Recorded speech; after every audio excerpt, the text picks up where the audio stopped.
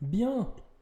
Alors, ce soir, les gens, on va faire quelques films. Je sais pas combien, parce qu'en fait, il faut pas que je tarde trop pour aller dormir non plus. Mais on va commencer avec un des films du coup que j'ai vu. Attendez, je regarde un peu ce qu'il y a. On va faire celui-ci et From Beyond. Ouais, on va faire les 4 là. Ok, c'est parti. Ce qui équivaut quand même à quelques pages de notes. Et vu que j'ai écrit ça il y a un petit moment, parce que j'avais pas pu faire ça la semaine passée, et ben ça fait que c'est un peu la galère. Et je suis en plein déménagement. Comme en témoigne le décor là. C'est tout vide. Voilà. Du coup, je vais vous mettre le premier film dont on va parler. Vous verrez, ça va être intéressant. Il s'agit de Pleasantville. C'est parti, un film avec Spider-Man. Go. Si elles sont. Honey, I'm home.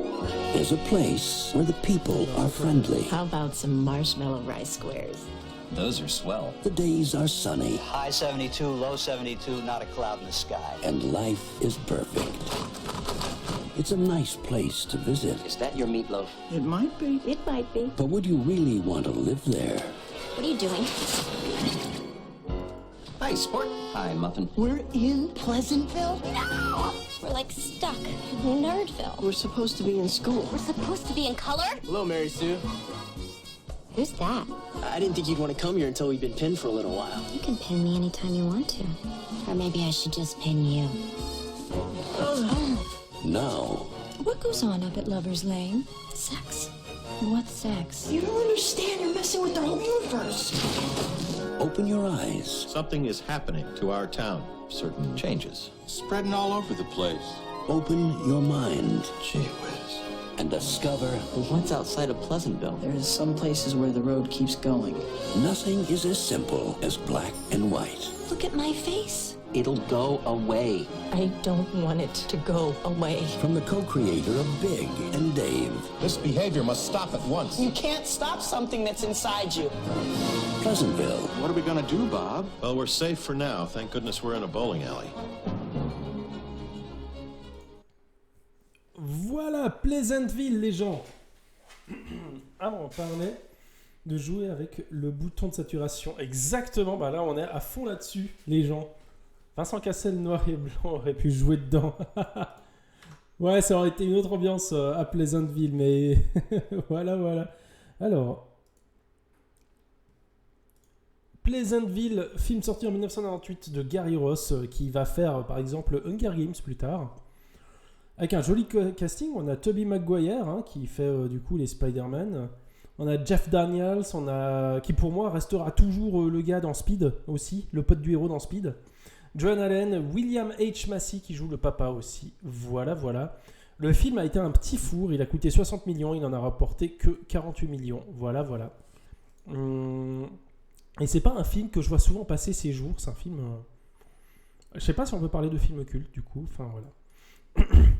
Le pitch du film, vous avez vu dans cette bande-annonce, c'est du coup Spider-Man et sa sœur qui, par la force de la télévision, vont se retrouver dans une vieille sitcom un peu où tout est mignon, tout est voilà.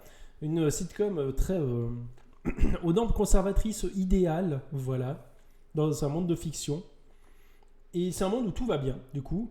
Et ils vont, et surtout sa sœur, foutent le sbeul. Et ça fait que les gens vont commencer à se poser des questions, etc. Et à devenir en couleur. Voilà.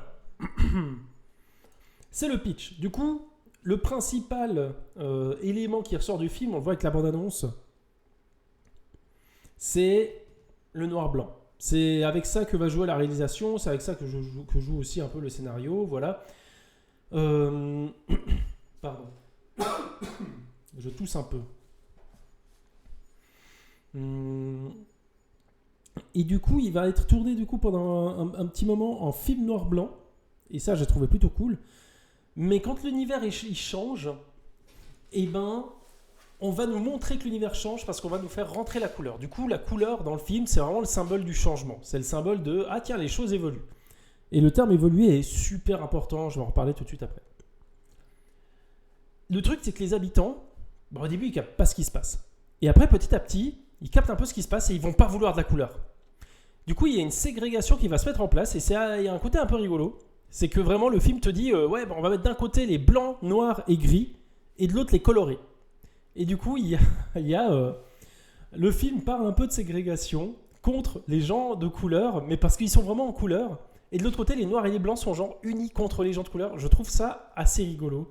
Symboliquement, ça fonctionne. Et puis voilà. Le film est super intéressant à voir aujourd'hui. À un moment, on a quand même un sacré retour des valeurs traditionnelles. Du coup, je trouve que le film, il se remodernise aujourd'hui. Il y a plein de choses à dire dessus. Pas que des bonnes d'ailleurs. Attendez, j'ai mon ordi qui se casse la gueule. Voilà.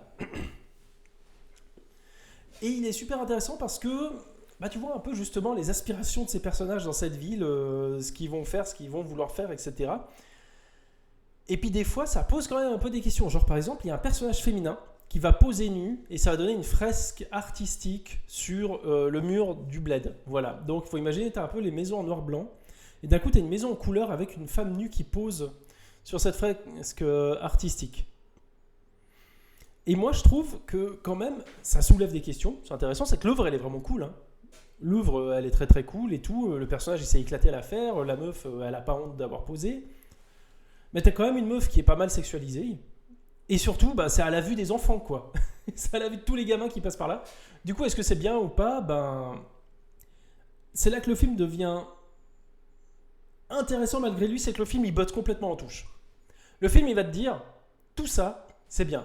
Point barre. Il botte en touche dans son message et sa réal. C'est qu'il va avoir un discours très ouais, c'est pas grave le sexe avant le mariage, ouais, faut pas vivre dans le passé, etc. Mais la manière dont il va le transmettre, c'est jamais très malin, c'est toujours un peu mièvre, un peu. Les choses se règlent assez facilement comme ça. Genre, ça fait partie de ces films des années 90 là où le héros à la fin il a un grand discours. On a ça avec pas mal de films de Robin Williams, on a ça avec Le temps d'un week-end, Al Pacino et ça. Où il y a un problème, il y a un personnage qui vient, il va faire un grand discours et puis bam, il y a tout qui est réglé. Et on a ça là dans ce film, je me souviens, et j'étais vraiment là, mais le discours il est nul. Le discours il est ultra nul.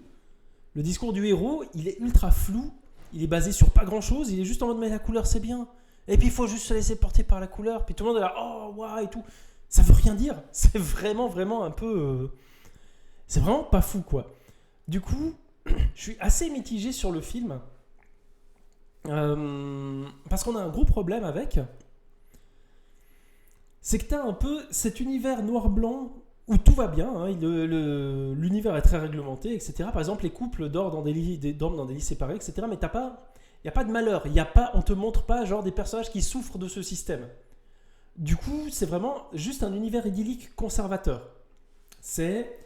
Quand les conservateurs imaginent un monde parfait, ça te donne ce Pleasantville en noir et blanc, quoi.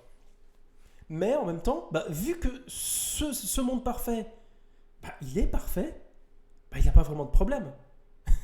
Enfin, si on t'avait montré qu'il y a des personnages derrière qui souffrent de leur situation, ok. Mais là, c'est vraiment pas le cas. Tout le monde est plutôt content et puis satisfait et voilà. Et il y a des transformations du coup quand la couleur va arriver et tout. T'as les personnages qui vont découvrir le sexe notamment. C'est un élément très important, le sexe, et ça c'est cool. Que ce soit thématisé comme ça. C'est hyper cool aussi les personnages féminins par rapport au sexe. C'est vraiment un film et ça là-dessus... Je trouve que c'est son plus gros point fort. Il te montre la sexualité féminine, genre un personnage féminin qui va se taper plusieurs mecs et puis c'est pas jugé comme quelque chose de mauvais par le film. Un autre personnage féminin, une femme plus âgée qui elle aussi veut redécouvrir le sexe et tout. Je trouve trop cool qu'il y ait ces discours dans le film. Je trouve que ça fonctionne très très bien. Mais en même temps, t'as ce personnage féminin qui va devenir en couleur parce qu'elle va redécouvrir le sexe et puis qui va poser justement pour figurer sur la devanture. À un moment donné, il y a des mecs en noir-blanc qui vont être en mode ah, celle-là, c'est une traînée et tout, et elle passe à 2 doigts d'être violée par les mecs. Et c'est une scène du coup où il y a quand même une grosse tension et tout, faut intervenir pour empêcher ça, etc. On passe vraiment pas loin d'un viol par les personnages justement en noir-blanc contre le personnage féminin. Et là pour moi il y a 2 problèmes. Le premier c'est que les mecs ils sont en noir et blanc. Or, depuis le début du film, on nous montre que quand les personnages ils commencent à être initiés au sexe, ils passent en couleur. Et du coup, les règles de changement de couleur sont pas vraiment très très claires. Tu sais pas très bien ce qui fait qu'un personnage, du coup, va être en noir et blanc, va plus être en noir-blanc. Le héros, par exemple, c'est le fait qu'il fasse un discours un peu mièvre, il me semble. Enfin, je sais même plus ce que c'est exactement, mais ça débarque un peu comme ça. Puis c'est un truc un peu symbolique, mais t'es là, mais il y a eu plein de trucs symboliques avant. Il y a d'autres trucs symboliques après. Pourquoi celui-ci en particulier ? C'est pas hyper clair, quoi.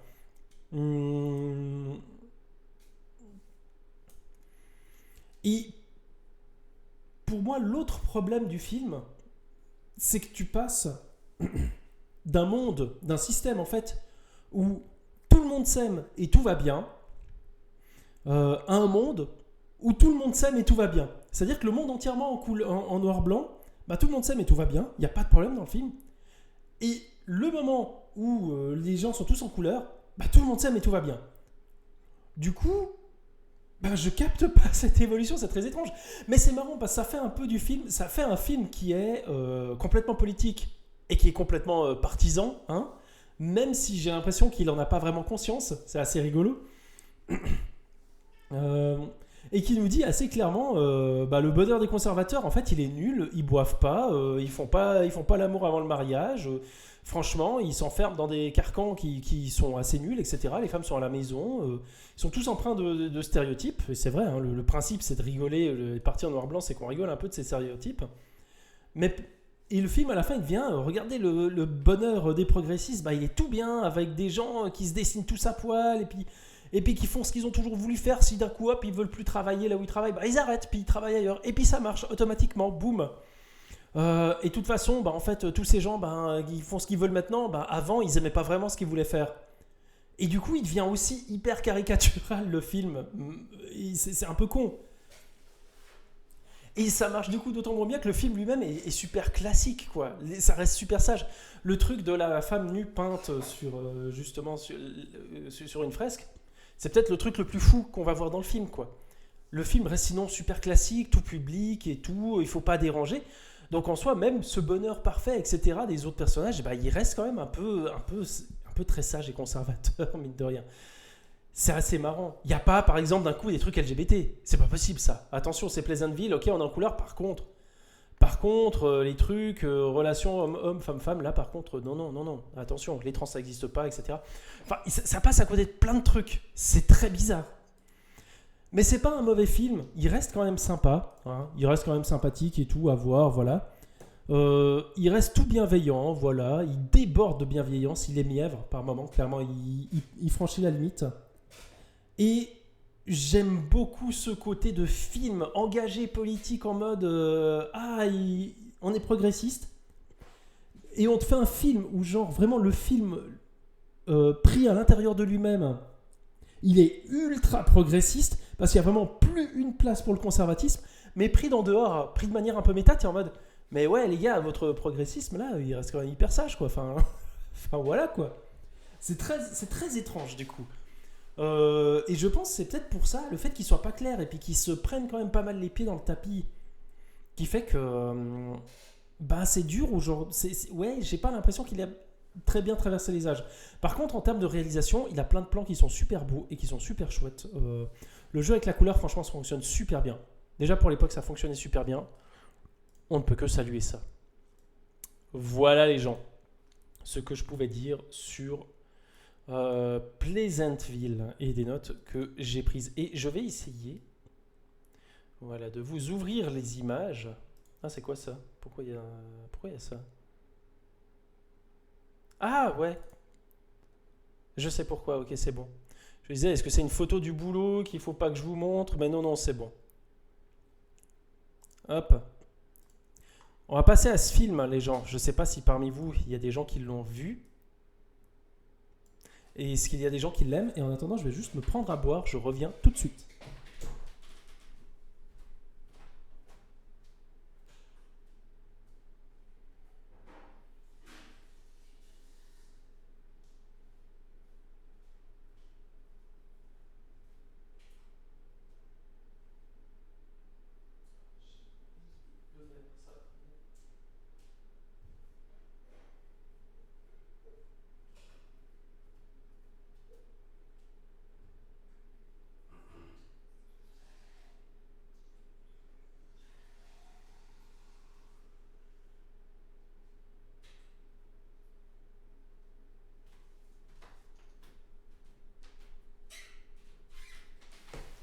pas encore. Eh ben très bien, je vais essayer de pas trop spoil.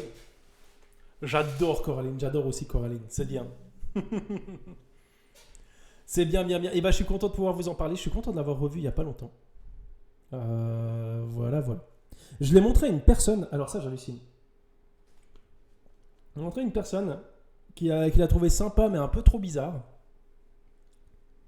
C'est une personne qui ne supporte pas les films d'animation. Qui trouve ça moche. Enfin, j'ai demandé, mais comment ça se fait que t'aimes pas ? Elle m'a dit, c'est laid, c'est vraiment moche. Mais genre les Miyazaki, le voyage de Chihiro. Elle fait, ouais, j'avais vu le voyage de Chihiro, c'est tellement dégueulasse. Et j'étais trop choqué. Voilà. Et cette personne a été au cinéma voir le dernier film, adaptation Demon Slayer, un truc comme ça. Parce qu'il n'y avait rien d'autre au cinéma. Et j'étais, mais qu'est-ce que t'as été foutre là-dedans ? La personne n'a rien compris. Elle m'a dit que c'était vraiment l'envie de vomir. Voilà, bref. Ah, c'est chaud quand même. Mais ça n'a rien à voir avec Caroline. Certaines portes devraient rester secrètes par le réalisateur de L'étrange Noël de Monsieur Jack. Alors, attendez, il faut que je reprenne mes notes. Sinon, moi, je suis perdu sans mes notes. Je sais plus quoi faire sans mes notes. Et j'avais fait un truc, voilà, pour pouvoir vous voir et en même temps voir mes notes. J'avais fait comme ça. Voilà, c'est bon. Et si vous n'avez pas vu Coraline et que vous aimez le cinéma de Tim Burton d'avant, franchement foncez, hein, c'est trop bien. Alors c'est un film d'Henry Selick et pas de Tim Burton, hein, adapté d'un roman de Neil Gaiman avec Dakota Fanning, Terry Hatcher et John Hodgman qui font les voix. Le pitch, c'est Caroline, une jeune fille dans une maison paumée, ses parents ils s'occupent pas trop d'elle, elle s'ennuie, elle découvre une porte d'un coup, quelque part dans cette maison où ils viennent d'emménager. Et c'est une porte qui donne sur un autre univers. Un univers où c'est en fait le même monde, mais plus sympa, où les gens ont l'air, où ses parents surtout, ont l'air quand même plus cool, et puis ils s'occupent plus d'elle, et puis voilà. C'est le premier film produit par les studios Laika, qui donneront plus tard des films comme Les Box Trolls ou Kubo et l'Armure Magique, etc. C'était leur tout premier film, et je vous montre leur bureau. Leurs bureaux sont moches, voilà, c'est ça. Ça fait pas rêver. Hein. Et ben voilà. J'ai regardé, les bonus DVD sont super intéressants.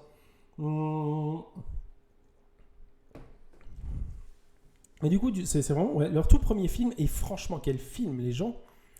Ils ont pu lancer ça justement grâce au succès de L'étrange Noël de Monsieur Jack et tout. Ça me met pas mal en confiance quand t'as fait L'étrange Noël de Monsieur Jack.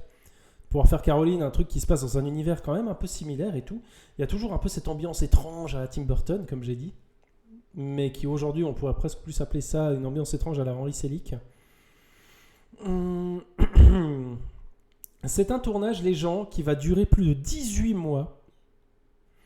Après, à l'issue de 2 années de pré-production, regardez ça, hop, voilà, ça c'est la scène des souris. À un moment donné, il y a des souris qui dansent, comme ça. Bah, rien que cette scène, ça a été 66 jours de tournage. 66 jours de tournage, c'est énorme. Et du coup, c'est pas rien. Attendez, est-ce que je vous avais parlé de la technique ? Je crois que oui, j'en parle après. Donc je vais pas partir dessus maintenant. Donc 18 mois, c'est un tournage quand même énorme, hein, à faire toutes ces animations, tout ça, voilà quoi. C'est tous des trucs faits à la main, enfin faut se rendre compte, c'est un travail mais de malade. C'est super intéressant aussi quand même, j'avais noté cette scène justement de danse des souris, parce que c'est un moment hyper technique là, qui a pris, comme je vous ai dit, 66 jours. Puis c'est aussi un moment où le film il se met en pause et où il te dit vas-y gars, je vais te montrer de quoi je suis capable. Tu vois toutes les souris là, bah je vais les faire danser, boum, et elles font ça, et puis tu penses que c'est tout, et ben bam, je les fais sortir des trompettes et puis des tambours, et puis elles jouent et tout. Et du coup la narration se met complètement en pause, on est juste sur du spectaculaire. On est sur quelque chose de très technique. On est sur du cinéma d'attraction. Non, je ne ferai pas ce parallèle qui n'a pas lieu d'être. Mais ouais, c'est un moment donné où les personnages du film sont spectateurs eux-mêmes d'un spectacle, et nous-mêmes, on est spectateurs des personnages qui sont spectateurs du spectacle. Moi, c'est toujours des trucs que j'aime bien. J'aime bien quand le film, il se dit « Putain, là, je suis en train de faire un truc quand même de ouf. » Donc la narration, je vais mettre sur pause, et puis je vais vous montrer ça. Et c'est d'ailleurs en fait un peu en filigrane ce qu'on avait avec Mad Max Fury Road. C'est un film entier qui s'est dit, vas-y, le scénario, bah évidemment, il raconte une histoire. mais je peux mettre l'histoire un peu derrière, parce que ce qui compte vraiment, c'est la manière dont je vais vous montrer le spectacle de cet aller-retour et tout. Je trouve ça trop cool. Et ben, on a un petit bout de Mad Max Fury Road dans Coraline. C'est pour ça que je vous montre que je vous montre ça là. Voilà. L'aspect cool de ce genre de film, c'est qu'il y a une histoire derrière l'histoire. Et ça, on le voit quand il y a des bonus DVD derrière le DVD. Certes, du coup, ça dépasse ce qu'est le film en soi, l'analyse filmique, etc., où on parle de mise en scène, de narration. Mais je ne le fais pas souvent, et là, je voulais vous parler aussi un peu de savoir-faire. Et en parlant de savoir-faire, on parle aussi du coup de cinéma, mine de rien. Moi, je me souviens, ça c'est une anecdote, on avait un cours d'analyse filmique à l'université, et j'aimais beaucoup ces cours. On apprenait à comprendre pourquoi c'était cadré comme ci, comme ça, etc. Mais j'avais une frustration, c'est que je me disais, mais des fois, je pense qu'en fait, les gars, ils font comme ça parce que c'est la meilleure solution. Et moi, le premier exercice que j'avais eu à faire, justement, c'était assez intéressant, c'est qu'à un moment donné, il y a un espèce de champ contre champ un peu étrange. Et en fait, c'était un vieux film en noir-blanc. Je ne saurais plus vous dire ce que c'était ce film.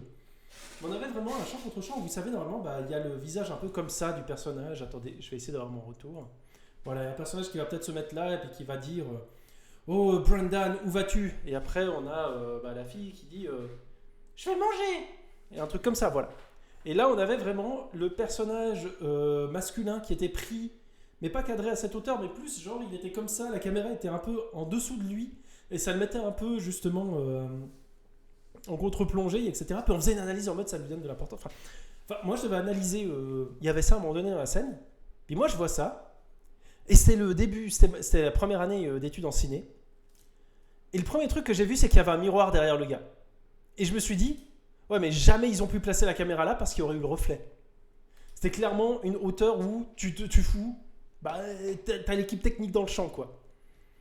Et du coup, quand j'ai fait la présentation, j'étais en mode, c'est cool, je peux dire des trucs techniques. Puis j'ai dit, là, on voit clairement, il s'est mis un peu en dessous parce que comme ça, on voit pas l'équipe dans le miroir derrière, etc. Puis le miroir derrière, il a peut-être une symbolique, enfin bref, voilà. Et je me suis fait engueuler, on m'a dit, non! C'est simplement que, non, c'est pas ça, c'est en filmant en contre-plongée, on donne de l'importance au personnage masculin qui va écraser le personnage féminin. Et puis j'ai dit, bon, et tout, machin. Et après, j'ai réfléchi à ça, je me suis dit, c'est bullshit, parce que si on voulait écraser le personnage féminin, on n'aurait pas filmé le personnage féminin comme ça, on l'aurait filmé en l'écrasant, justement, on l'aurait filmé en plongée. Enfin bref, et ça m'avait saoulé, et j'étais en mode, putain, c'est n'importe quoi, on prend pas en compte les restrictions techniques, etc. Voilà. Ça, c'était avant, et après, j'ai compris en lisant notamment Umberto Eco qu'en fait, effectivement, on peut faire ce genre d'analyse et on s'en fout de l'analyse filmique, parce que c'est aussi peut-être le réalisateur qui... En fait, je limite vachement le film en disant que c'est ça, la solution. De dire, il y avait un miroir derrière, du coup, voilà, le gars, il a filmé en contre-plongée. Je peux aussi me dire, le gars, en fait, rien n'empêche de se dire, c'était prévu qu'il soit filmé en contre-plongée, du coup, on s'en foutait qu'il y ait un miroir derrière. Ou aussi, peut-être le gars, il s'est dit, il y a un miroir derrière, du coup, il faut que je trouve une autre solution pour cadrer, qui va en essayer 2-3, et qui va se dire, putain, la contre-plongée, ça raconte quelque chose en plus dans mon film. Etc. Bref. Tout ça pour dire que du coup, le film, on se l'approprie à un moment donné, on peut lui faire porter des discours, etc. Et finalement, le discours, ce qu'a voulu raconter le réalisateur, n'est qu'un point de vue parmi plein d'autres gens qui ont voulu raconter quelque chose. Voilà, c'était une anecdote un peu longue pour parler de comment aussi on peut introduire, mine de rien, la question du féminin, la question technique, vraiment purement, et de l'influence qu'elle a dans les films, parce que c'est un truc qui, moi, me chagrine un peu, malgré la conclusion que je viens de faire. Je trouve que c'est encore beaucoup trop limité dans les théories du cinéma. On ne prend pas assez en compte les limitations techniques, des enjeux techniques dans la théorie. On le fait seulement quand c'est pour mettre en avant, mettre en modèle la technique. Jurassic Park, par exemple, vous aurez énormément d'analyses filmiques autour du film Jurassic Park sur le fait que on te montre des dinosaures qui sont impressionnants et en même temps, le film il te montre une technique qui est impressionnante. C'est thématisé, ça fonctionne de fou. Moi, j'aime beaucoup cette analyse, j'avoue. Je trouve ça trop bien quand le cinéma il montre ce qu'il est capable de faire. Mais on fait peu le chemin inverse d'être en mode, ok, mais cette scène, ça nous montre vachement ce que le cinéma ne peut pas faire. Et voilà, je pense qu'un jour, j'aimerais bien faire une vidéo un coup là-dessus. Et j'aimerais bien essayer d'analyser justement des films ou des scènes justement à partir de ça. Enfin voilà. Mais du coup, je trouvais hyper pertinent de vous parler de ça avec Caroline aussi. Avec Coraline, pardon. Parce que parler des coulisses du cinéma par rapport au film qu'on regarde, bah ça marche de fou avec Coraline, parce que Coraline, c'est exactement son thème. Et je trouve ça trop cool. Coraline joue sur la notion d'un univers qu'on voit pas. Joue sur cette notion-là. Il y a des coulisses à explorer, etc. Voilà. Je suis tout à fait d'accord sur ce regard sur les limitations techniques. Ouais, il en faudra un petit peu plus, et malheureusement, bah, évidemment... en fait, ça dépend. Il y a des réalisateurs qui sont assez friands de dire là on a galéré, puis là on a fait ça, puis là putain c'était casse-tête, etc. Voilà. C'est pour ça que des films à la Jodorowsky Dune, bon j'aime pas trop celui-là, mais fucking Kassovitch, etc. Ça peut être super intéressant. À peu près tous les bonus DVD de tous les films de Terry Gilliam peuvent être intéressants justement à prendre pour faire un truc là-dessus. Enfin bref, voilà.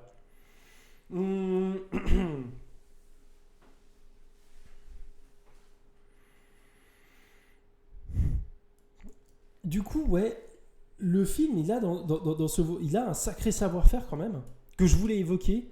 Et je vous recommande du coup de fou de regarder justement un peu les bonus DVD qu'il y a. Je peux vous montrer justement, attendez, des images. Voilà, par exemple, ce plan-là, où on a notre personnage principal, là, qui est qui est au milieu des cerisiers, justement. Et bien, les cerisiers en question, les gens, c'est du popcorn coloré. Et ça rend super bien, hein. Maintenant que je vous l'ai dit, si on regarde le plan ici, vous voyez que c'est du popcorn un peu. Et ben là, on voit voilà, comment c'est fait. On a le bonhomme, on a la taille du personnage. Vous voyez le décor, il est quand même grand et tout. Il y a la caméra juste là. Et puis, tu as des gars voilà, qui ont pris des bouts de bois, qui ont mis du fil de fer dessus et qui ont collé plein de bouts de popcorn. Et je trouve que ça, au-delà de l'anecdote, ça raconte aussi des trucs qui sont assez sympas sur le film, sur la capacité de pouvoir faire du cinéma avec à peu près tout et n'importe quoi. Et je trouve symboliquement super, trop cool de faire du décor avec du popcorn comme ça. Voilà.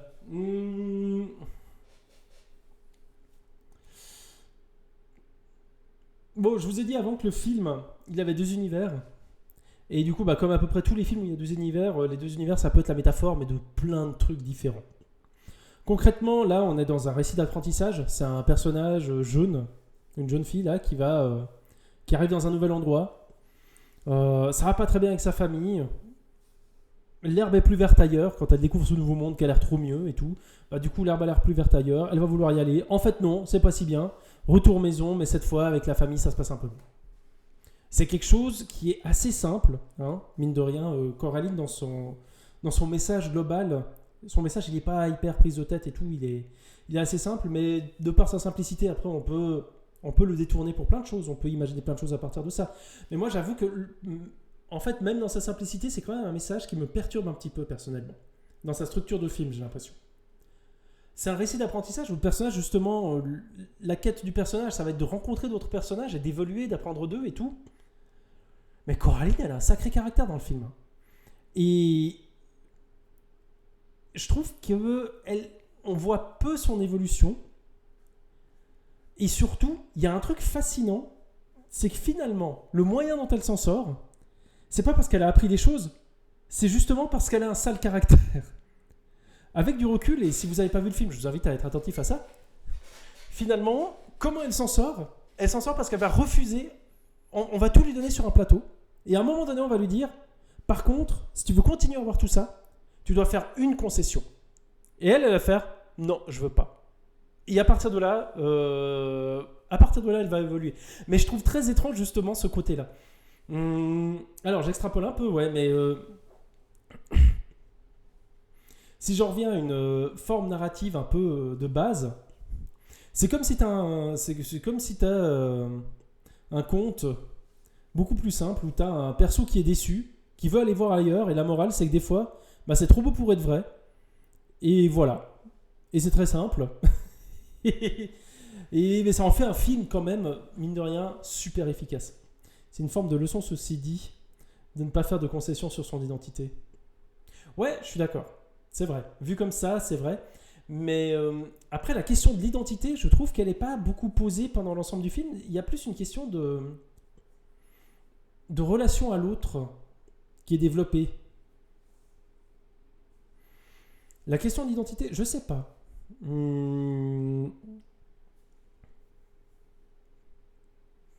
Mais c'est un truc qui, j'avoue, me laisse un peu perplexe par rapport au film. Moi, j'aime beaucoup le film, je le trouve très bien, mais je trouve même que sa structure est très bien. Mais dans le film qui raconte quelque chose, dans l'évolution du récit et tout, de suivre cette gamine qui vit ses aventures, etc., je trouve ça très cool. Mais j'en suis au point de me demander, est-ce que c'est vraiment un récit est-ce que c'est vraiment un récit d'apprentissage ? Est-ce que je suis pas en train, quand je raconte tout ça, de tomber dans le piège de c'est un perso jeune qui arrive dans un nouvel endroit, qui va découvrir, qui va se dire l'herbe est mieux ailleurs, et puis en fait va se rendre compte que finalement non. Est-ce que je suis dans un biais le grand môle et qu'en fait le film c'est pas ça du tout ? C'est bien possible aussi. Hein. Et je vous avoue que plus j'y pense, plus je me dis que j'essaie de coller un archétype, un système à un film qui finalement n'est pas vraiment le système qu'il a choisi d'incarner, quoi. Voilà. Donc c'est peut-être moi qui suis à côté de la plaque. Tout ça pour dire ça. L'identité vis-à-vis de l'autre, vu la concession qu'on lui demande en soi, on lui demande de changer son regard sur le monde. Si on se réfère à la règle d'écriture sur laquelle un personnage existe, avant tout via sa relation aux autres, vouloir changer le paradigme de base de cette relation, c'est vouloir changer le perso dans son essence même. Ouais, non, je suis assez d'accord. Je suis assez d'accord avec toi, effectivement. On construit son identité par rapport aussi au regard des autres, mais après, le regard des autres a peu d'influence sur elle, j'ai l'impression. Il y a plus un côté de... Elle va se servir là où il y a des trucs qui lui font plaisir et elle-même n'évolue pas en soi. Mais à un moment donné, cette évolution devient trop facile puis elle va se dire « Ok, non, il y a un piège. » C'est peut-être ça, cette évolution, quoi. Enfin, voilà. Mais il y a un autre truc dont j'aimerais parler avant de passer au prochain film. C'est pas un film pour les enfants. En l'ayant revu, clairement, et là, je l'ai revu il y a 2 semaines. Et avec le recul de 2 semaines, je me dis... Ouais, non, mais ça va quand même et tout. Non. Et quand je le revoyais, avant de le revoir, je me disais, ouais, non, ça va et tout. Mais en le revoyant, quand j'étais en train de le revoir, et juste après, quand j'ai écrit du coup tout ça, j'ai écrit clairement, c'est pas un film pour les enfants. C'est un film pour les adultes. Et d'ailleurs, le thème de la mort est super présent. Et assez frontal aussi par moments. Il y a un thème de la mort, moi j'avais oublié ça, mais vraiment, le thème de la mort revient beaucoup. On parle de la mort d'enfants, on parle de trucs quand même assez trashos des moments. Et la mort elle-même effraie le personnage principal, quoi, c'est ouf. C'est pas comme du Bambi où la mort c'est juste un truc en mode... enfin c'est juste un truc, je veux pas diminuer la mort de la maman de Bambi, hein, mais... Où, la mort c'est un élément scénaristique qui va apparaître qui force Bambi après à vivre de lui-même, etc. Là, c'est un truc qui est un peu plus thématisé quand même. Et qui est assez intéressant. Et après, au-delà de ça, la mise en scène aussi, elle est super flippante. La mise en scène est flippante de ouf. Le design de la maman, notamment, je crois que j'ai mis des images. Voilà, oh putain, cette image, franchement, ça me jumpscare rien que d'avoir cliqué. Voilà. Je trouve ce personnage terrifiant as fuck. Le design, il est incroyable. L'ambiance... l'univers, les couleurs, le travail sur les couleurs aussi, il est fou de chez fou. Voilà. Et le film, en fait, il te prend un peu par surprise parce que, mine de rien, très vite, t'arrives dans ce nouveau monde. Et je vous spoil un truc qui n'est pas vraiment spoil, c'est que la différence avec le monde principal, une des différences, c'est que les personnages, ils ont des boutons à la place des yeux. Et c'est un truc quand même un peu chelou. Et c'est un truc que la première fois, tu vois, t'es là, waouh, quoi, qu'est-ce que... Attends, waouh. Effet désagréable sur moi, j'aime pas trop. Mais du coup, le film, en fait, ce qu'il est en train de te faire, c'est qu'il est en train de t'habituer à l'horreur. Et ces personnages, justement, ils sont hyper rassurants et tout, même si t'as cette espèce de truc dérangeant de... ils ont des putains de boutons dans les yeux, quoi. C'est bizarre. C'est super bizarre, c'est chelou. Mais petit à petit, tu t'y habitues, mine de rien. Et le film, il va faire évoluer ces personnages aussi graphiquement. Et il va les rendre de plus en plus glauques et effrayants. Et j'ai l'impression qu'il me manque un morceau des trucs que je voulais raconter parce que je vois que... Je me souviens avoir pris certaines notes qui n'apparaissent pas là. Bon, c'est pas grave. Mais du coup, ouais, il y a des trucs assez flippants. Voilà, bah là, on voit les personnages avec les boutons dans les yeux. Et ils sont choux, ils ont l'air gentils et tout. Et puis, mais voilà, la réalité, c'est pas trop ça. Mais du coup, Coraline, je vous recommande de ouf. Hein. C'est pas un film pour les enfants. Franchement, regardez-le pas avec des enfants, hein, si vous avez des enfants. Ça peut être plus film à regarder avec enfants début d'adolescence qui construisent leur identité. Et puis voilà, quoi. Mais très sympathique. J'avais aussi de la peine un peu avec les parents. Je trouve que les parents, ouais, ils sont assez froids. Et puis, ils font pas grand-chose pour arranger la situation, j'ai l'impression. Enfin, voilà. Mais, encore une fois, c'est un film qui a un design de fou. L'écriture, franchement, j'ai été dur avec l'écriture, mais l'écriture fonctionne. Mais c'est pas, je trouve, c'est pas l'élément qui le fait briller. Il a plein d'autres qualités. C'est un film d'horreur jeunesse, ouais. Ouais. Mais pas un film d'horreur pour enfants non plus. C'est un film qui peut te traumer un petit peu, quoi. Voilà pour ce film, pour Coraline, que j'aime beaucoup. Je vais passer assez rapidement sur le prochain. Attendez, est-ce que je l'ai ? Oui, je l'ai. Oh oui, j'ai pris des images. Le prochain, j'ai quand même envie de vous montrer la bande-annonce. Attendez. Déjà, je vais ouvrir les images. Non, je vais pas vous montrer la bande-annonce. Vous irez la voir si vous voulez la voir. Mais moi, je vais pas le faire. Allez, hop. C'est ce film-là. Mais peut-être que je vais vous montrer après. Ça dépend des notes que j'ai prises. Je suis très indécis. Voilà. Prochain film, La Passion Van Gogh. J'ai rattrapé ça. Film de Dorota Kobiela et Hugh Welchman, qui est un film où 68 peintres ont bossé à partir de 120 tableaux de Van Gogh pour faire un film. C'est sorti en 2017. Ça a été budgété 5 millions d'euros. Imaginez, une toile de Van Gogh vaut 1 million d'euros. Ici, on a 62 000 images qui ont été peintes. C'est énorme, on ne se rend pas compte. Moi, je me souviens quand le film était sorti, il y avait ce chiffre qui revenait beaucoup. Et je me disais, putain, c'est énorme. Et maintenant que j'ai vu le film, je me dis encore plus, putain, c'est énorme, c'est fou. Pour faire un peu le calcul, si jamais, j'ai regardé, du coup, il y a 1 heure de bonus DVD aussi, parce que c'est un travail de malade. 1 seconde de film, ça équivaut à 12 toiles peintes à la main. 12 toiles peintes à la main pour 1 seconde de film. Voilà, donc on n'est pas sur du 25 images secondes. Hein. Sinon, putain, ça aurait été vraiment encore plus long. Puis voilà. Et à noter quand même, vous allez vous dire, waouh, mais c'est ouf et tout, machin, comment c'est possible ? C'est aussi possible, en fait, ils ont peint des images à la main, et après, pour garder quand même la cohérence des couleurs, des lumières, etc., il y a quand même du travail numérique qui a été opéré dessus. On va corriger, en fait, numériquement, les variations de lumière et les variations chromatiques. Si d'un coup, le bleu, qui est très bleu, enfin, qui est très bleu clair, ben, la toile à côté a un bleu un peu plus clair, on corrige ça numériquement. Donc les toiles qu'on voit après à l'écran ne sont pas exactement les toiles non plus. Mais je suis hyper curieux de... Qu'est-ce qu'elles sont devenues ces toiles, tiens, je me suis pas renseigné là-dessus, j'aurais dû me renseigner là-dessus. Ça aurait été pas mal. Enfin, ouais, voilà. Je suis curieux maintenant, je me demande ce que sont devenues ces toiles. Alors, je me suis lancé dans ce film, les gens, parce que c'est clairement un film arty.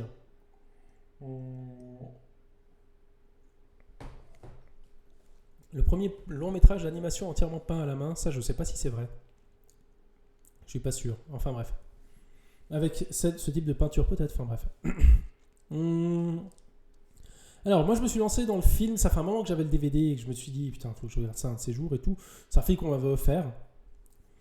Et j'ai lancé en me disant bon, je le lance pour la culture. Et parce que vous savez, il y a plein de films qui sont très bien, que je suis assez sûr qu'ils sont bien, mais qui sont des films qui vont mettre en avant une patte artistique, mais que le film en lui-même, le scénario, l'histoire, l'objet filmique est un peu oubliable. Mais tu le regardes quand même, parce qu'il y a une valeur artistique qui est très intéressante, qui est très chouette, voilà. Faut juste se mettre dedans, faut se mettre dans le mood et tout, faut apprécier, voilà. Faut faire l'effort. Bah, j'ai lancé le film. Le film, je me suis retrouvé sur un ring. Et le film, il m'a tabassé la gueule. mais de la première à la dernière seconde. C'était fou.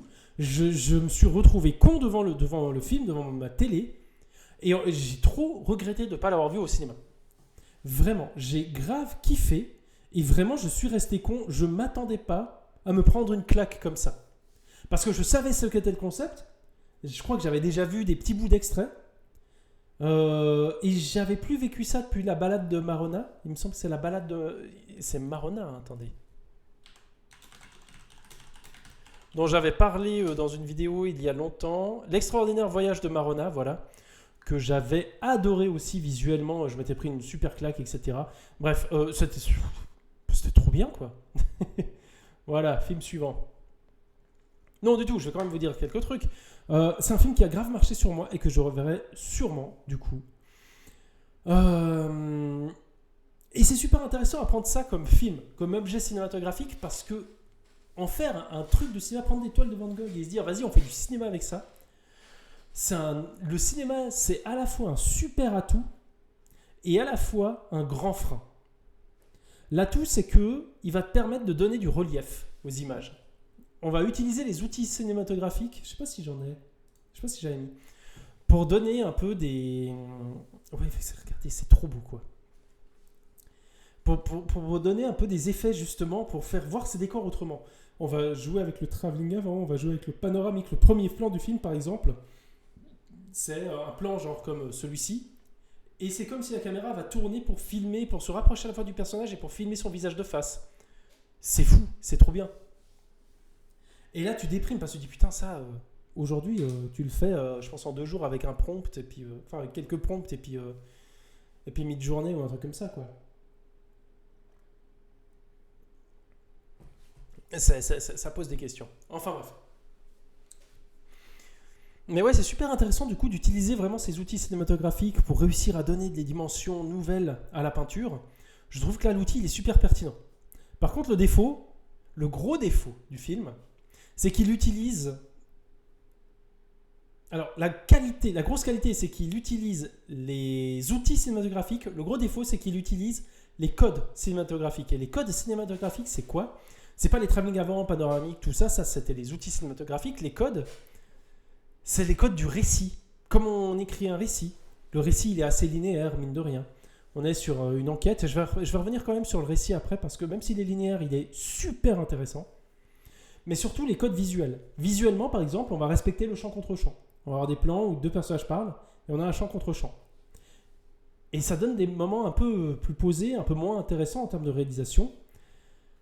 Et ça fait que tu as l'impression qu'il manque un peu d'imagination par moment. Il se plie trop, la peinture se plie trop à l'outil cinématographique et c'est dommage. C'est un film qui, puisque justement il se vante d'être entièrement fait de la première à la dernière frame en peinture, il aurait mérité d'utiliser, de kidnapper le cinéma, les outils cinématographiques, et d'essayer d'utiliser ces outils cinématographiques au service de codes de peintre, de peinture. Pourquoi pas avoir des plans des fois très très longs, avec peu de mouvements, quelques éléments, etc. qui bougent. Pourquoi pas essayer autre chose, de jouer justement avec les effets de couleurs, de jouer, avec pas mal de trucs, beaucoup de choses à faire. Voilà.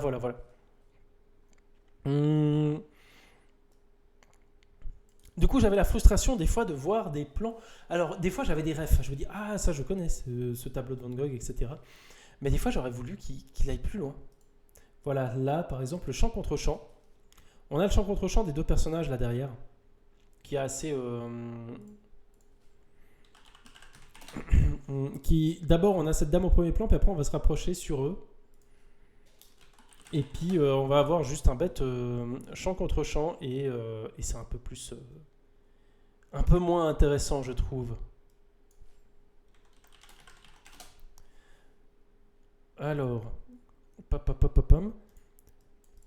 voilà pour cette partie. Maintenant, je voulais vous parler je voulais quand même faire un petit mot sur le récit. Parce que je trouve que c'est cool. Le récit est une bonne idée. Parce que le récit, je ne vous ai pas raconté l'histoire, mais c'est l'histoire du peintre Van Gogh qui est décédé. Et c'est un personnage qui va enquêter sur comment il est mort. Et quand il va enquêter sur comment il est mort, en fait, il va parler à une dame qui va dire « Oh, ce type, il était complètement fou. » Après, il va parler avec quelqu'un d'autre qui va dire ah, ce gars, c'était un génie. Non, il n'était pas fou, c'était vraiment un génie. Ah, ça s'est passé comme ça. Non, ça s'est passé comme ça, etc., etc. Voilà. Et ça c'est super important. Attendez, je veux pas dire de conneries, donc je contrôle juste un truc.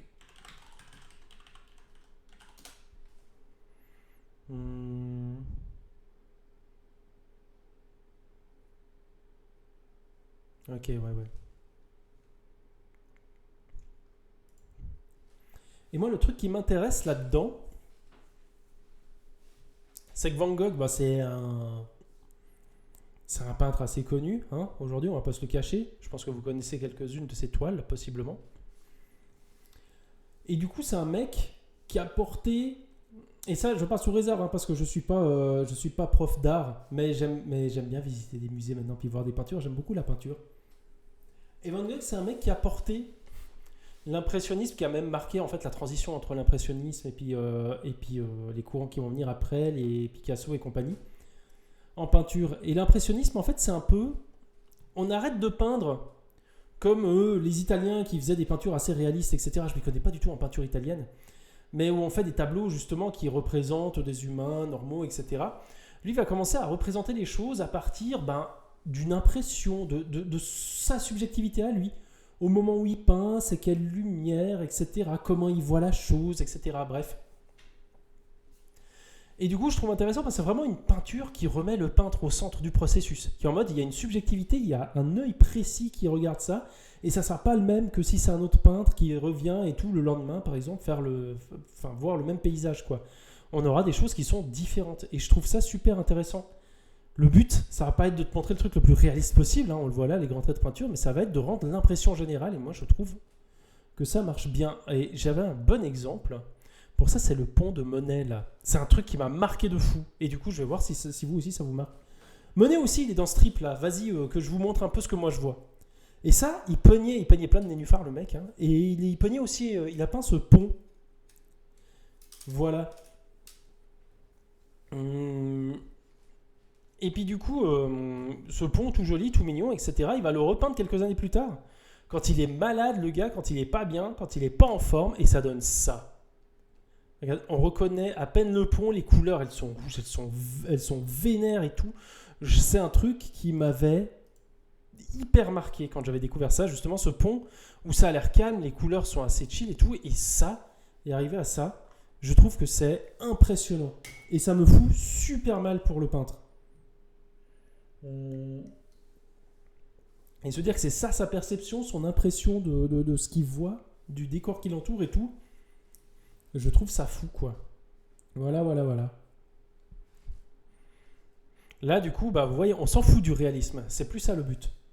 Le peintre, il veut pas peindre le réel, mais ce qu'il capte à travers sa propre subjectivité, puis il va essayer de représenter ça avec ses propres couleurs, etc. Il vit dans une pochette de black metal. Il a évolué, il a tourné classique à black metal très vite, ouais. Et moi, je trouve cool qu'on s'en fout du réalisme. J'aime bien. Et du coup, comment on va rendre compte aussi de cette subjectivité, on va faire des figures des fois un peu floues, des trucs un peu vagues, etc. Et moi, ce qui m'intéresse beaucoup là-dedans, et c'est pour ça que je vous en parle là depuis un petit moment, c'est que ça rend impossible de rendre compte du réel en tant que tel. Le réel en tant que tel n'existe plus. C'est le réel à travers notre perception qui existe. Enfin, plutôt, le réel, il existe, mais on peut le traduire que par notre propre perception. On peut l'interpréter que par notre propre subjectivité. Ça passe toujours par notre subjectivité, par nos impressions, etc. Et le récit, c'est ce qu'il fait. Le récit, c'est complètement ce qu'il fait. Le récit, il utilise ça à balle. On enquête sur la mort de Van Gogh. La réalité, il est mort. C'est un fait. Mais par contre, ce fait, il va changer de nature, il va changer de... Ouais, cette espèce de réel va changer, entre guillemets, selon l'interprétation de chaque personnage. On ne sait pas vraiment ce qui s'est passé. On passe par la subjectivité de plein de personnages qui ont connu Van Gogh et qui vont donner leur avis. À travers, en plus, du coup, le courrier de Van Gogh, c'est assez intéressant.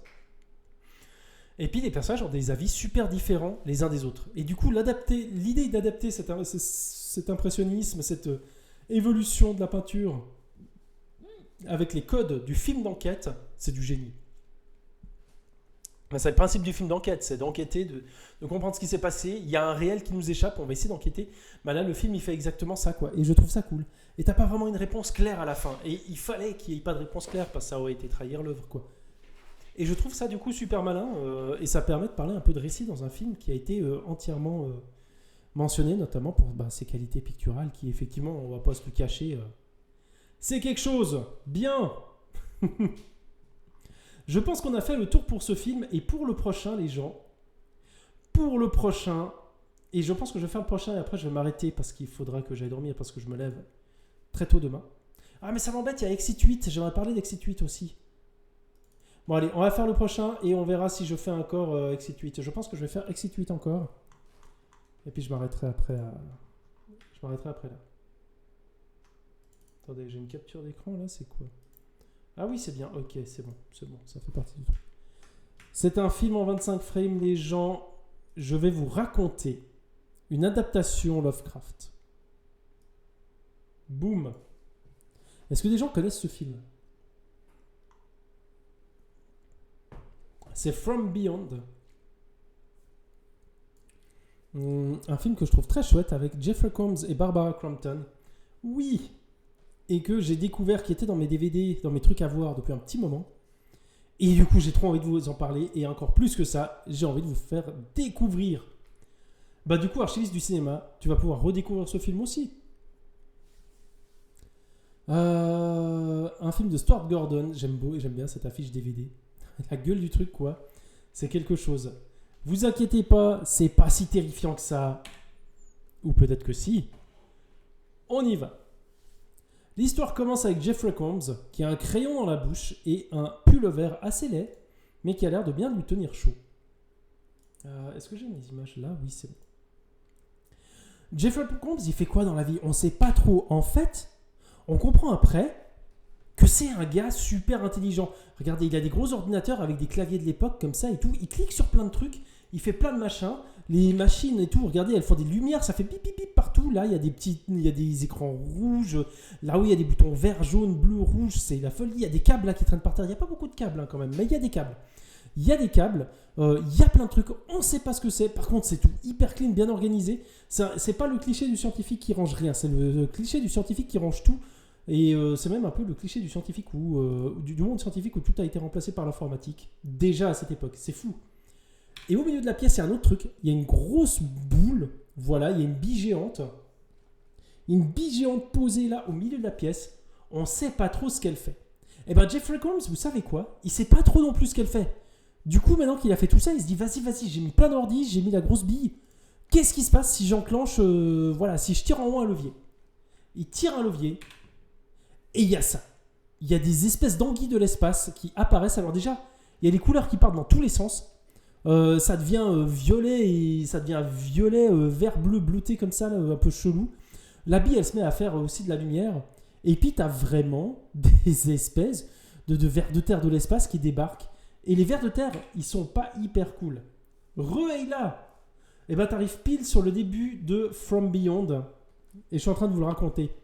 On est face à un scientifique qui a inventé une bille géante là, qui invoque des vers de terre de l'espace qui débarquent et qui sont en fait des vers de terre en surimpression. Je n'ai pas mentionné, c'est des vers de terre de l'espace en surimpression qui nous laissent penser que peut-être ils ne viennent pas de l'espace, mais plutôt d'une dimension parallèle. Et les vers de terre, trop méchants, ils attaquent Jeffrey Combs.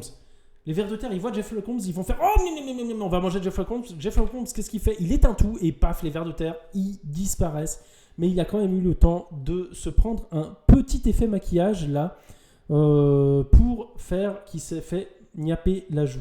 Tout va bien. Effectivement, Jeffrey Combs qui est le psychopathe, le flic psychopathe dans Fantôme contre Fantôme. Hein. Si vous voulez le visualiser dans autre chose et tout, bah, il est là. Il est aussi dans Réanimateur, du même réalisateur. Voilà, moi j'adore cet acteur.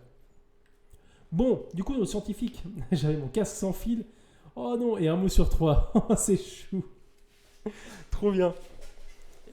Et qu'est-ce que tu t'es fait à manger? En attendant, on reprend notre film, nous. Parce que Jeffrey Combs, lui, il s'est passé un truc.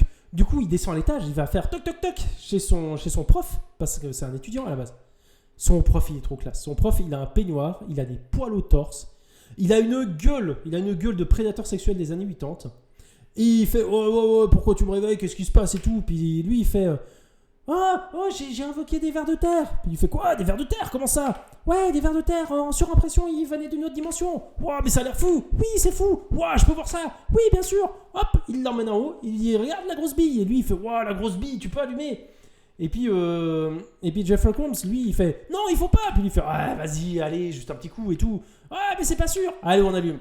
Ok, hop, ils allument la grosse bille. Regardez là, d'ailleurs, elle est déjà allumée parce qu'elle fait déjà des lumières un peu cheloues. Patates, poireaux, carottes qui cuisent et maillot maison. Maillot maison. Je suis nul pour faire de la maillot.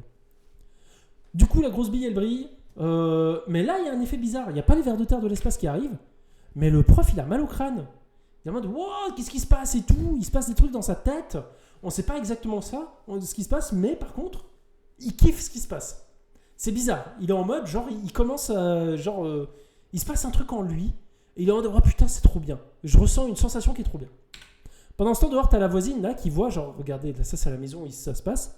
On remarque très subtilement la pièce dans laquelle il y a les affaires qui se passent. Là, boum, là-haut, c'est violet et tout. Elle se dit, putain, c'est encore une fête des jeunes, etc. Et du coup, cette petite coupure nous permet en fait de voir Jeffrey Combs. On ne sait pas ce qui s'est passé. On voit juste Jeffrey Combs qui sort de la maison en panique et tout. Et il se fait arrêter par les keuflis. Parce que elle est en mode ils foutent le sbud dans la maison à côté, je peux pas dormir, c'est quoi ça? Donc boum, on le chope, lui il est en mode il se passe des trucs, c'est trop bizarre dans ma maison, au secours, au secours, au secours. Et on va voir ce qui se passe. Et voilà, c'est le prof. Alors le prof il a pas l'air en forme hein, parce que il a une tête un peu bizarre. Hein. Il a clairement une tête hyper chelou qui ressemble à une espèce de Jabba le Hutt complètement anémique, je ne sais pas, c'est très étrange. Et voilà. Boum, on est dans un asile. Des ampoules Philips, mais oui, de ouf. Il a une tête d'ampoule Philips, complètement. Et le truc là, en fait, c'est un petit chien. C'est un petit chien qui vient et puis qui est en mode tiens, une ampoule Philips, je vais l'échouiller ça. Bon, asile psychiatrique. On est face à l'actrice qui arrive et puis qui va jouer un rôle dans tout ça. Et cette dame qui est la femme du réalisateur qui a joué dans plein de ses films. Et ben là, elle joue un peu celle qui dirige le coin des Maboules, comme elle l'appelle, quasiment. Peut-être pas mot pour mot, hein, mais elle n'a pas beaucoup d'empathie pour ses patients, on le comprend très vite. Et elle, par contre, elle est pleine d'empathie, elle est en mode ouais, je vais sauver le patient et tout, qu'est-ce qui se passe? Elle le voit, et c'est Jeffrey Combs, ça tombe super bien, putain, on est dans le même film du coup. Regardez, j'aime beaucoup la fenêtre en carton-pâte là. Elle est incroyable cette fenêtre, j'ai l'impression qu'il n'y a rien qui tient, j'ai l'impression que c'est vraiment du carton qui a été collé sur le mur. Bref. Jeffrey Combs, comme tous les gens pas bien et un petit peu maboule dans les films qui sont en mode rien ne va plus, il s'est collé dans un petit coin de la pièce et elle vient, elle fait mais qu'est-ce qui vous arrive et tout mais non, mais je viens, moi je suis sympa et tout. Et lui en mode non, il y a des vers de terre de l'espace et tout, c'est la folie. Puis elle est en mode oh, des vers de terre de l'espace. Oh, incroyable. Puis qu'est-ce qu'ils font? Ouais, ils mangent la tête des profs et puis il y a une bille qui brille, etc. Bref, il lui dit tout ça. Il dit c'est la merde, faut pas aller, ça se passe dans la maison là-bas mais faut pas aller. Puis elle fait je veux y aller. Puis il fait non, faut pas. Puis elle fait mais si je veux. Puis il fait bon d'accord. Et du coup ils y vont avec un gros black. Il y a un grand black qui va les accompagner.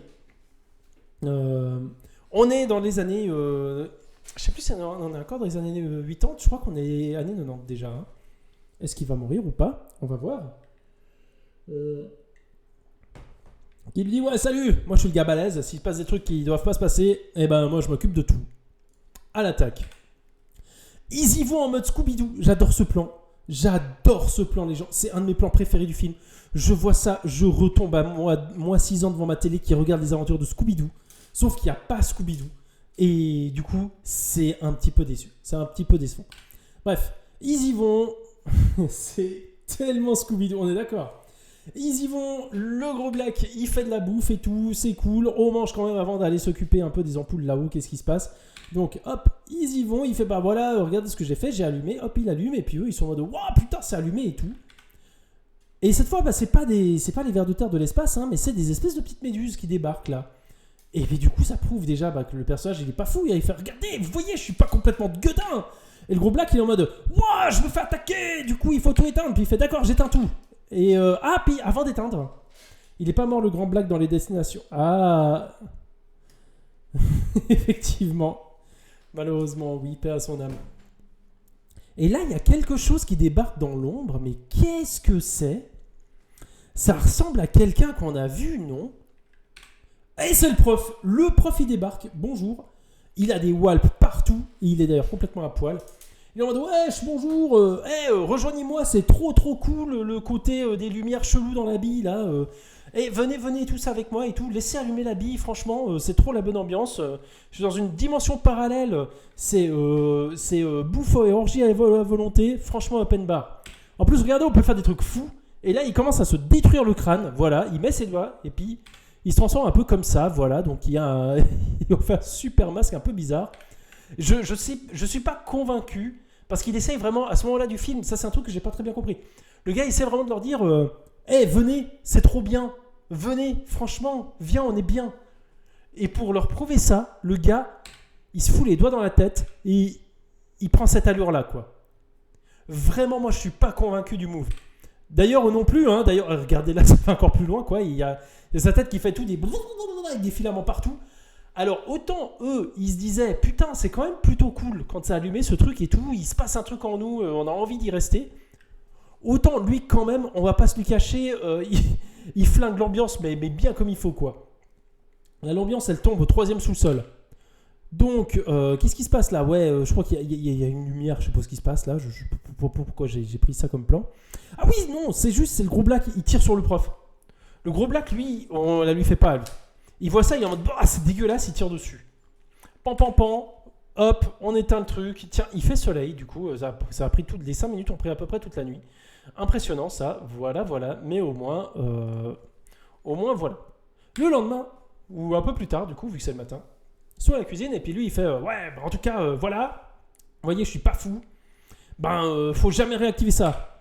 Puis elle fait, puis il fait, non, puis elle fait, il fait, non, elle fait, et elle y va, elle commence à toucher la bille, elle est en mode, putain, la bille, elle est trop bien. D'ailleurs, elle se dévergonde de ouf, regardez, parce que là, elle avait les cheveux attachés, là, elle a les cheveux détachés, rien ne va plus, la meuf ne respecte plus rien, et elle allume la bille, vous le saviez, vous vous y attendiez, boum. Elle allume la bille, qu'est-ce qui se passe ? Lui, il est en mode, oh, damned, qu'est-ce qui se passe ? Il y a la bille qui est allumée. Il y a le prof qui revient. Le prof, ça s'améliore pas. Ça s'améliore vraiment pas, mais j'aime beaucoup les effets, ils sont fous. Les effets visuels du film, je trouve qu'ils sont trop cool, ils fonctionnent trop bien. Bah ouais, sinon le film il est fini. Ouais, c'est vrai, c'est le problème quand la menace, il faut activer une manette pour qu'il se passe quelque chose. C'est vrai que c'est pas fou. Bref, le prof il débarque, il recommence, hein, il est en mode venez et tout, la soirée là, franchement c'est cool, regardez, on a accepté tel que nous sommes.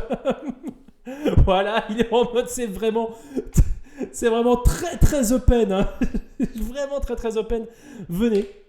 Le gros black il est en slip. Le gars en slip-bar, il sent qu'il se passe des trucs. Du coup, il prend pas la peine de s'habiller. Voilà, il se barre en slip. Et le prof, là, par contre, ça dégénère un peu. Hein. Inclusif, cette fête. Ouais, mais un petit peu trop inclusif. Là, le prof, je trouve trop cool. Regardez les doigts qu'ils ont fait, c'est trop bien. Il chope la meuf. Il lui suce la tête. Voilà. Ça a pas l'air hyper consenti, vu la tête qu'elle tire, d'ailleurs, en dessous. Mais ouais, ça dégénère un peu. Là, on comprend que la fête qui se voulait super inclusive et tout... ouais, il y a un souci quand même qui apparaît. On n'est pas genre fête inclusive un peu moderne et puis où on se respecte les uns les autres. On est plus fête inclusive 68, groupe 68 à la Charles Manson où ça se passe pas très bien. Et voilà. Bon, qu'est-ce qui se passe ? Lui, il gobe des têtes. Lui, il gobe les têtes de tout le monde là, hop. Et le prof, lui, ça le fait tellement flipper. Enfin, le Jeffrey Combs, il flippe tellement qu'il perd tous ses poils, lui. Alors, contrairement à l'autre, voilà, il n'a plus un walp. Le Black, il les a sauvés. Le Black a sauvé tout le monde. Vous voyez, hop. Il a sauvé la meuf, il a sauvé lui. Lui, du coup, il va pas très bien. Il va pas très bien. Il est en mode, ok, peut-être que pas fou, tout ça, effectivement. Il lui dit, je vous avais dit, regardez, il a un regard hyper jugeant. Jeffrey Combs, quand même, c'est ça. Jeffrey Combs, c'est un regard ultra jugeant. Je vais te croquer un peu trop au premier degré, ouais. Et pas le cucu, on est déçus. Il croque pas que des cucus, exactement. Voilà, c'est ça. Du coup, là, j'ai pas trop mis, parce que bon, là, il se passe un move bizarre, c'est qu'il, lui, il est en mode, il la juge de ouf. Et elle est encore un peu dans un délire de... Elle regarde, puis elle dit non, mais il me juge et tout, il m'aime pas. Puis le gros black, il la juge aussi. Il est en mode meuf, t'as sérieux pété les plombs, faut que tu te reprennes. Du coup, elle va se reprendre. Elle va se reprendre comment ? Elle va se reprendre en s'habillant en tenue SM sexy, les gars. Alors vraiment, on est passé de la meuf avec les cheveux attachés à ça part en live complet. Elle va grimper sur le héros et commencer à le semi-taper quand le gars est dans les vapes. Le black, il débarque, il voit ça. Il capte plus, là. Il est en mode, attends. Ça va pas du tout. Bref, il l'arrête. Mais du coup, qu'est-ce qu'on découvre pendant ce temps ? Pendant ce temps, l'habit s'est remis en fonction et s'est remis en forme, là. Ils avaient tiré la prise de courant, c'est comme ça que le gros black les a sauvés. Mais en fait, l'électricité, il y a l'électricité statique entre les deux électricités rayons, tu sais. Et du coup, ça fait quand même que la bille, elle fonctionne un peu. Et le gros black, il va essayer d'éteindre, mais il se prend des coups électriques. Ça va pas. Et là, on ne sait pas trop ce qui se passe. Il se prend une pluie de petits insectes qui débarquent de nulle part. Mais vraiment de nulle part. Et eux, ils sont en mode oh non, le gros black, qu'est-ce qui lui arrive ? Et le gros black, il est dead complet. Le gros black, il se fait manger par les petites bestioles, là, voilà, c'est fini.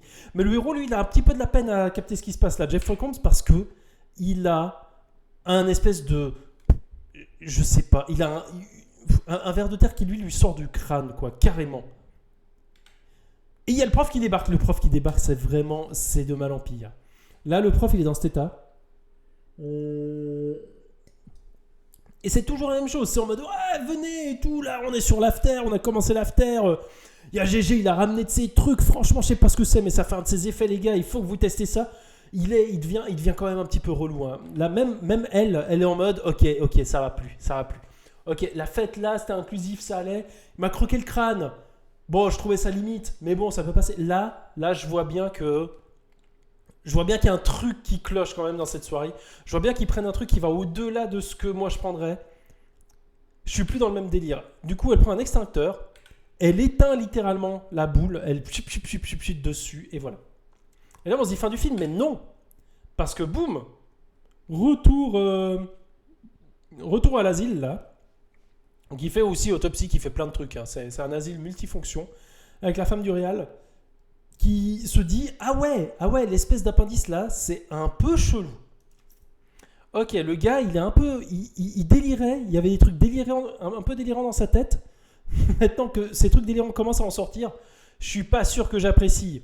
Et puis l'autre là qui dit en mode c'est une grosse bille là qui invoque des trucs d'un monde parallèle et tout, ça va pas. On va aussi mettre dans la chambre à côté là, parce que franchement c'est n'importe quoi. Bon, Jeffrey Combs lui il se réveille. Il va peut-être pouvoir sauver la situation parce que du coup là on se retrouve comment ? On se retrouve avec la bille, ok elle est éteinte, mais bon il y a un mec qui est mort. On pense que c'est plutôt lui ou l'autre meuf qui l'a tué. Donc peut-être que lui, il va peut-être intervenir et dire non, tout ça, il y a un problème. Regardez, un flic là-bas, il peut aller et puis faire messieurs, je vais vous expliquer rationnellement tout ce qui s'est passé. Voilà, la grosse bille, ok, présentée comme ça, c'est pas fou, mais voilà. Ah, puis oui, il a des super pouvoirs aussi, regarde, il voit les trucs comme ça, il voit en RVB. C'est un peu bizarre. Je comprends pas trop l'intérêt du pouvoir, mais je crois que ça marque un peu des sources de chaleur, un truc comme ça. Et en tout cas, ça lui permet, au moins, et ça c'est l'avantage du pouvoir, ça lui permet de détecter les cerveaux. Et goup, il commence à manger les cerveaux des gens, et du coup là, de la femme du réalisateur, en passant par l'œil. Donc il colle sa bouche sur l'œil, puis il fait... Voilà. À ce stade-là du film, t'es en mode, ok, il y a une meuf qui est en cellule, prise pour une folle, t'as un mec qui était pris pour un fou, et qui maintenant est pris pour un fou, et mange le cerveau des médecins. Tu te dis comment le film peut s'en sortir ? Ah oui, c'est comme ça quand tu gobes un œuf en faisant un trou avec une aiguille. C'est complètement ça. Le gars, il est là-dessus, voilà. Bon, elle arrive à s'enfuir, hein, parce que juste avant d'être mise dans sa cellule, là, je sais plus, elle fait deux coups de kung-fu. Elle prend une camionnette, elle est en mode, bon, je me casse, c'est la merde. Lui, pareil, il y a une camionnette, hein, c'est vraiment... parce que en plus, du coup, d'asile et de centre d'autopsie, c'est aussi un garage, hop, prend notre camion. Elle va où il y a la bille là. Elle se dit, bon, ok, c'est éteint, mais c'est quand même sacrément la merde. Ce que je vais faire, c'est que je vais poser un explosif. Et là, on est aux États-Unis, les mecs. La meuf a trouvé 8 bâtons de dynamite, une horloge, un truc à mettre dessus. Tu ne sais pas d'où sort cet engin. C'est vraiment, elle avait une bombe avec elle. La meuf, elle était à 2 doigts d'être internée. Elle a volé une camionnette. Puis il y avait une bombe qui traînait quelque part dans le coin. Du coup, ça tombe super bien. Parce que bon, elle a pas appelé les démineurs, elle s'est dit ah vas-y, je vais prendre ça, je vais débarquer là où il y a la bille, je vais faire péter le truc. Elle règle, alors elle est assez short, elle règle sur 5 minutes. 5 minutes, il y a le temps de se passer beaucoup de trucs, on va le voir. Déjà, premièrement, il y a le temps à ce que le héros il débarque et il lui gobe l'œil. Et là, j'adore sa position en mode ah, et puis en mode mais là, elle a un réflexe de fou. Elle lui mord l'impendice là, comme ça, paf. Et lui, ça se passe pas très bien quand elle fait ça. Mais du coup, elle arrive à lui arracher ça et lui, bam, il tombe dans les vapes. Le problème, c'est qu'entre-temps, la bulle, elle se réveille. Il y a le méchant qui débarque. Et puis, elle est enchaînée. Ah oui, en fait, c'est lui. Il me semble que c'est lui. Ouais, lui, il débarque et puis pour pouvoir la niaquer tranquille, il l'enchaîne tout tranquille. Voilà. Le méchant, lui, il débarque. Il y a la bulle activée. Il y a le héros dans les vapes et puis il y a la femme qui est attachée. Et puis le méchant, il se dit bah, super, on fait l'after ici. Mais là, le héros, il se réveille, puis il fait hey, t'es vraiment moche. Et puis lui, puis le méchant, lui, il réagit de fou. Et il a un tout petit bras. Ça, j'adore. C'est un plan où on le voit. C'est un espèce de travelling avant, où on suit justement la créature qui s'approche de lui. Mais il a un tout petit bras qui dépasse là, puis qui fait miam pour taper. Et c'est adorable. C'est vraiment adorable.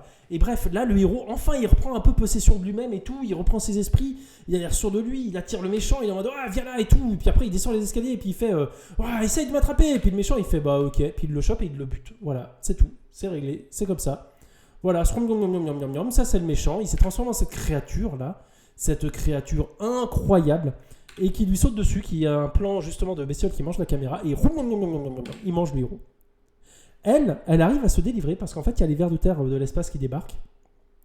Et elle remarque qu'ils sont attirés par le mouvement. Du coup, elle bouge son bras. Le ver de terre, il fonce et il mange le métal, mais pas le bras, pas le poignet. Et elle fait pareil avec l'autre et après, hop, voilà, elle est tranquille. Mais là, vous voyez, elle est quand même pas hyper à l'aise de se promener avec ces trucs en surimpression autour d'elle. C'est quand même pas hyper rassurant.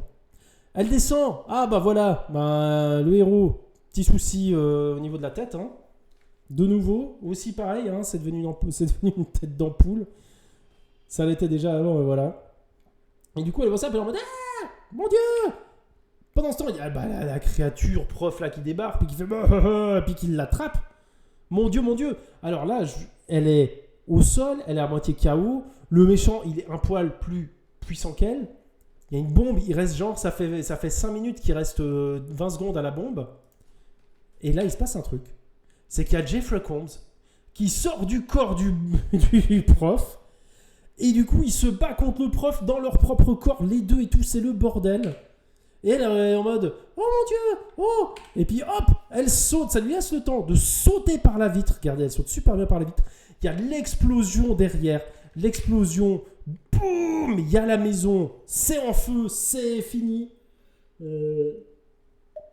Cette fois, la bulle est KO, la bille est pétée. Mais vous savez, on est dans un de ces films d'horreur des années 90. Le film ne peut pas bien se finir. Il faut qu'il y ait un twist à la fin. Il faut qu'il se passe quelque chose. Après toute cette horreur et cette tension, il y a la voisine avec son chat qui débarque et puis qui fait « Putain, vous mettez vraiment le sbol, hein? J'appelle la police. Non !» Enfin, voilà. On termine avec ça, les gens. Et ainsi se termine du coup From Beyond, qui est un film que je vous encourage de ouf à voir parce que c'est trop bien. Ça fait beaucoup penser à Society, ce genre de plan. Ouais. Je suis quasi sûr que c'est le même gars qui a fait les effets spéciaux, ou en tout cas, enfin, les effets spéciaux, les effets très poisseux comme ça, je trouve que ça fonctionne super bien. Je dis que je suis quasi sûr, mais en fait, non, je pense qu'il y avait un savoir-faire qui se faisait à cette époque-là. Et voilà.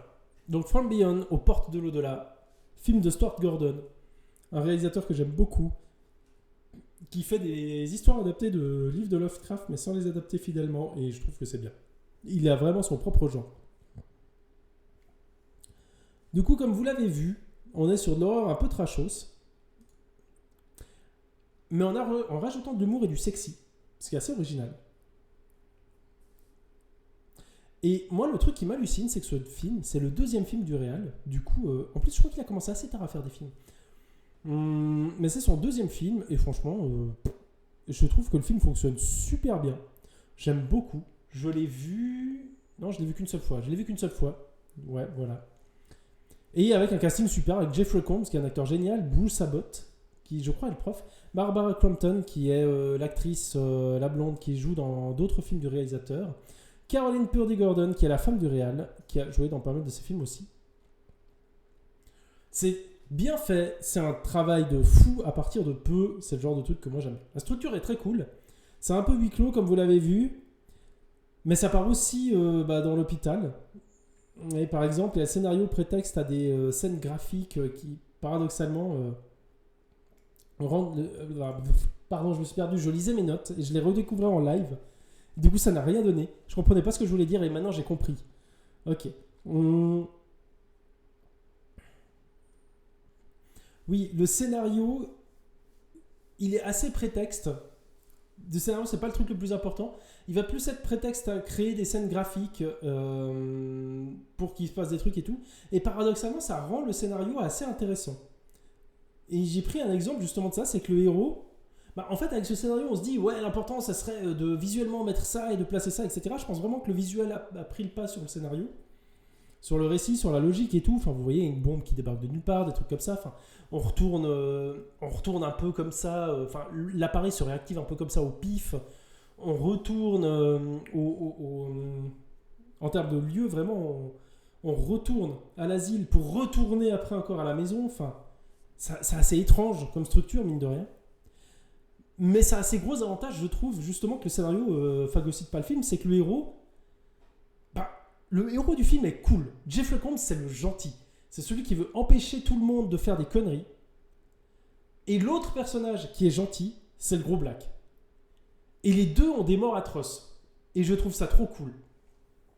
Du coup, le fait que le scénario soit pas la première préoccupation, ça fait que je pense vraiment que c'est pour ça que le héros, par exemple, il n'est pas protégé par sa morale.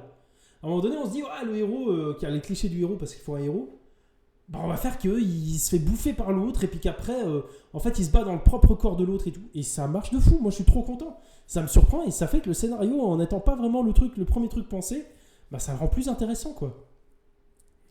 Après, ça, c'est mon hypothèse.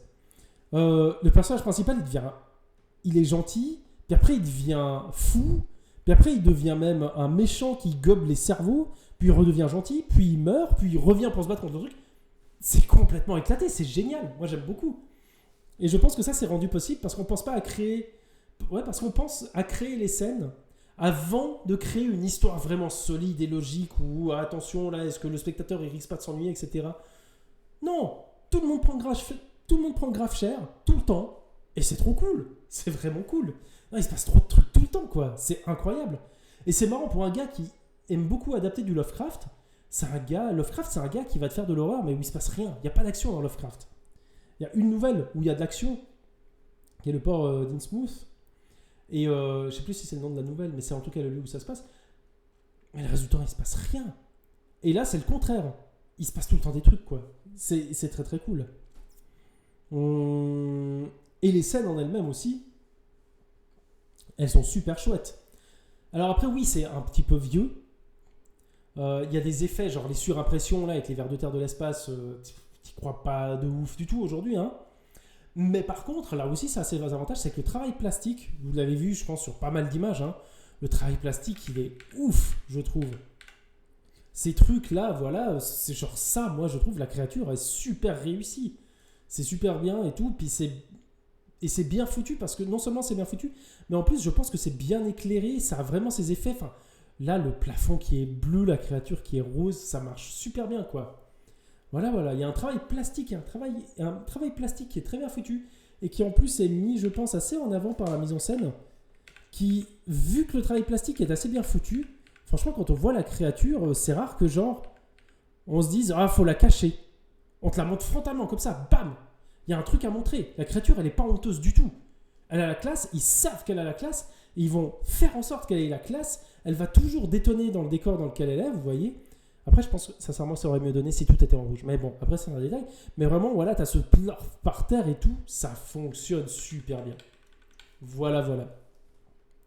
Moi, je pense que le réal, quand il fait ça, il s'éclate. Il pousse les potards à fond. Il y va, il fait, allez, les lumières, boum, vous me foutez du rouge là, du vert là, du bleu là et tout.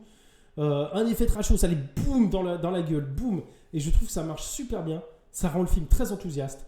Et moi, j'aime bien les films très enthousiastes. Voyez ce film, voyez Reanimator, voyez des films de Stuart Gordon. Je trouve qu'il a pas fait des chefs-d'œuvre, mais tous les films que j'ai vus de lui pour le moment, ils ont tous valu le coup. Et ça, c'est cool. Et celui-ci vaut peut-être plus le coup que les autres, avec Reanimator qui est excellent aussi. On reparlera de Reanimator un jour. Voilà. Et je pense que je vais m'arrêter là. Même si j'ai d'autres films, j'ai les notes, mais je regarde et puis je vois que j'ai quand même écrit pas mal de trucs. Ah, j'avais Exit 8. Je vais quand même faire le sacrifice de Exit 8. On en parlera la prochaine fois. Ainsi que Her Story, le film que tu m'avais imposé à Archiviste du cinéma, si ça va pour toi. Parce que je vois que c'est bientôt 23h. Moi, il faudrait que j'aille vraiment au lit parce que demain, grosse journée, il y a plein de boulot. Et voilà.